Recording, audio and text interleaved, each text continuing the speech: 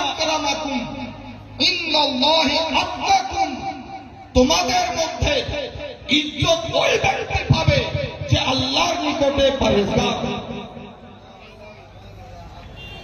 সবাই ইজ্জত চাইলে যে পেয়ে যাবে তা তো না। আরে এটা খোদার একটা নিয়ামত, এমনি এমনি পাওয়া যাবে, বসে থাকবেন তা নয়। আপনাকে তৈরি হতে হবে। আল্লাহ বলে দিলেন ইজ্জত ওই ব্যক্তি পাবে যে আল্লাহর নিকটে পরহেজগার হবে। এবার কথা হলো হুজুর পরহেজগার, এটা তো ফার্সি ভাষা। পরহেজ করনে वाला এর মানে কি, এটা অনেক টাইমে আপনারাও ব্যবহার করে। কখন জানেন? যদি কোনো বিয়ের মজলিসে কিংবা আকিকার অনুষ্ঠানে গোস্তের বালতি নিয়ে যখন যেতে যেতে যেতে হঠাৎ বলে ওঠেন, আরে একটা পরেজি আছে, বলেন না? মুহাদেন বলেন না? পরেজি আছে। এর মানেটা কি? এর মানে কি এই যে খাসির গোস্ত খেতে চাইছে, মুরগির গোস্ত খেতে চাইছে না। পরেজির অর্থ হচ্ছে যে গরুর গোস্ত থেকে লোকটা পরহেজ করে, কিংবা আন্দ্রা রুই থেকে লোকটা পরহেজ করে।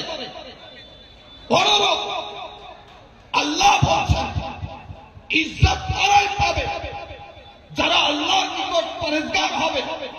তো পরহেজগার ওই ব্যক্তিদেরকে বলা হয় নামাজ পড়লে নামাজি হবে, রোজা রাখলে রোজাদার হবে, হজ করলে হাজি হবে, দান করলে দানি হবে। কিন্তু পরহেজগার ওই ব্যক্তিকে বলা হবে যে হারাম কাজ থেকে নিজেকে বাঁচিয়ে চলবে, নাজায়েজ কাজ থেকে দূরে থাকবে, মাকরুহ কাজ থেকে সরে থাকবে, এমনকি মামনু কাজ থেকেও বেঁচে চলবে। একে পরহেজগার।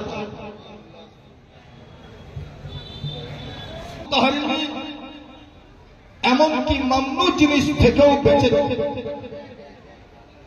আপনি অভ্যাস করো, হারাম কাজ করবো না। আপনি অভ্যাস করো, নাজায়েজ কাজ করবো না। আপনি অভ্যাস করুন, মাকরুহ কাজ করবো না।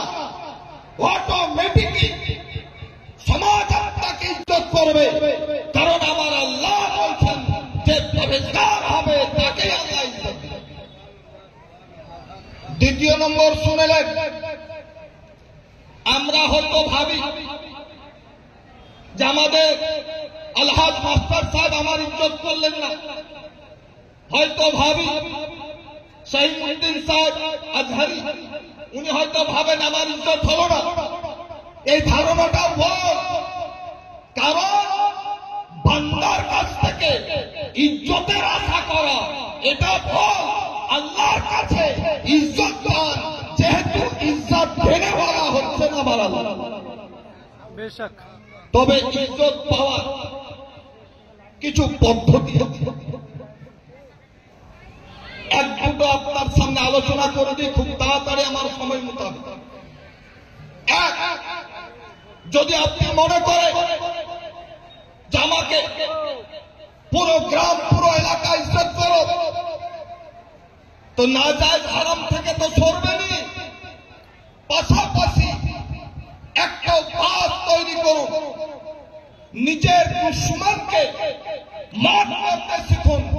নবী বলছেন যে অপরকে মাফ করে দেয় তার ইজ্জত আল্লাহ বাড়ায়। সুবহানাল্লাহ।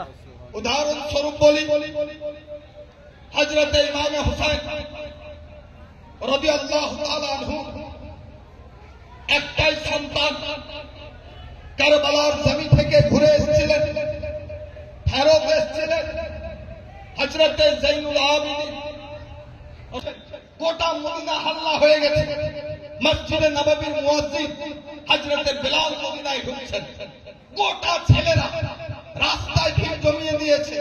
মদিনার লোক হযরতে বেলালকে দেখার জন্য রাস্তায় ভিড় জমিয়ে দিয়েছে। হযরতে উমর ফারুক, যিনি তখনকার রাষ্ট্রপতি, সেই উমরে ফারুক, ইনিও উঠে দাঁড়িয়ে গেছেন। হযরতে বেলাল দেখছেন ব্যাপারটা কি, হযরতে উমর কেন আমাকে দেখে দাঁড়াবে। হযরতে উমর দাঁড়িয়ে গেলেন, আগে গেলেন, হাত ধরে নিয়ে এলেন। হযরতে বেলাল বলছেন, হুজুর করছেন কি? নিয়ে আসার পর নিজের গদিতে বসিয়ে দিয়েছেন। হযরতে বেলাল বলছেন, হুজুর ব্যাপারটা কি? কিছুই বুঝতে পারি না, এত ইজ্জত কিসে? আমি তো গোলাম, আমি গদিতে বসতে জানি না, আমি নিচে বসালো, আপনি উপরে বসালেন। হযরতে উমর বলছেন, বেলাল তোমার ইজ্জত তুমি নিজেই জানো না, যেটা আমি জানি। সুবহানাল্লাহ। হযরতে বেলাল বলছেন, হুজুর কি এমন জানেন?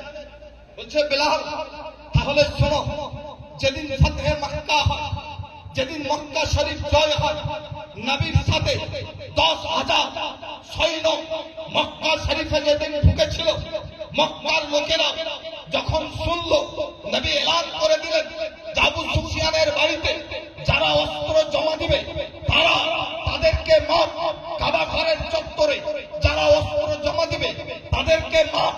এই মাপের ঘোষণা শুনে মক্কার লোকেরা দলে দলে এসে কাবার চত্বরে ভিড় জমিয়েছে। আল্লাহু আকবার। নবী দেখছেন হাজার হাজার লোক চারিদিকে ভিড় জমিয়ে দিয়েছে। জোহরের টাইম হয়ে গেল।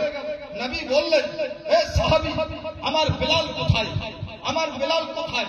সাহাবীরা জিজ্ঞেস করলেন, হুজুর ভিড়ে কোথাও আছে, কেন হুজুর আমাদেরকে বলেন? বলছেন, না বেলালের দরকার। হুজুর ব্যাপারটা কি? আযান দিতে হবে, জোহরের টাইম হয়ে গেল। আল্লাহু আকবার। নবীর আনরে পানরে সমস্ত সাহাবী আযান দিতে জানেন। কেউ কেউ বলছেন, হুজুর আযান আমরা যদি দিয়ে দিই? নবী বললেন, না, আযান তোমাদের দেওয়া যাবে না, বেলালকে দিতে হবে। হুজুর কারণ কি? বলে, বদরের যুদ্ধে তীরের আঘাত খেয়ে আযান দিয়েছে বেলাল। উহুদের যুদ্ধে মরুভূমির উপরে দাঁড়িয়ে আযান দিয়েছে বেলাল। খন্দকের যুদ্ধে ঝড় পানি বৃষ্টি তুফানে দাঁড়িয়ে আমার আযান দিয়েছে বেলাল। আজকে মক্কা ফাতহ হয়েছে, আযান বেলাল। আল্লাহ আল্লাহ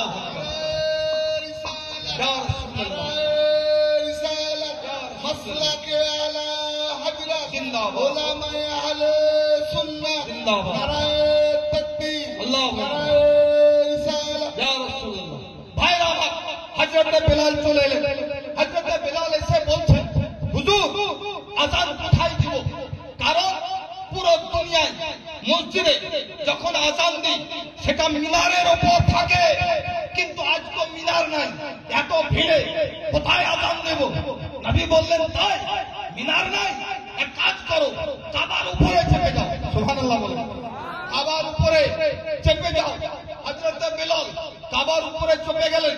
ভাবতে লাগলেন, আরে বাবা, যেখানে আযান দিয়েছি কাবার দিকে মুখ করে, মক্কায় দিলাম কাবার দিকে, মদিনায় দিলাম কাবার দিকে, ইয়ামান গেলাম কাবার দিকে, হাবাসে গেলাম কাবার দিকে, এক কথায় যেখানে গেছি কাবার দিকে মুখ করে আযান দিয়েছি। আজ তো কাবার উপরে দাঁড়িয়ে গেছি, কোন দিকে মুখ করবো? মসলা তো জিজ্ঞেস করতেই হয়। নবীকে জিজ্ঞেস করছেন, ইয়া রাসূলুল্লাহ, ভেজালে পড়ে গেছি, কোন দিকে মুখ করে আযান দিব? বলে, বেলাল টেনশন নয়, আরে আমার দিকে মুখ করে আযান দিয়ে দাও। কারণ দুনিয়া জেনে নে, শুধু কাবা নয়, কাবা হচ্ছে মুসলমান। নারায়ে তাকবীর, নারায়ে তাকবীর, নারায়ে রিসালাত, মাসলাকে আলা হযরত। ভাইরা আমার, এই কারণে বারেলির তাজদার বারেলি থেকে চিৎকার করে বলেছে, আরে হাজ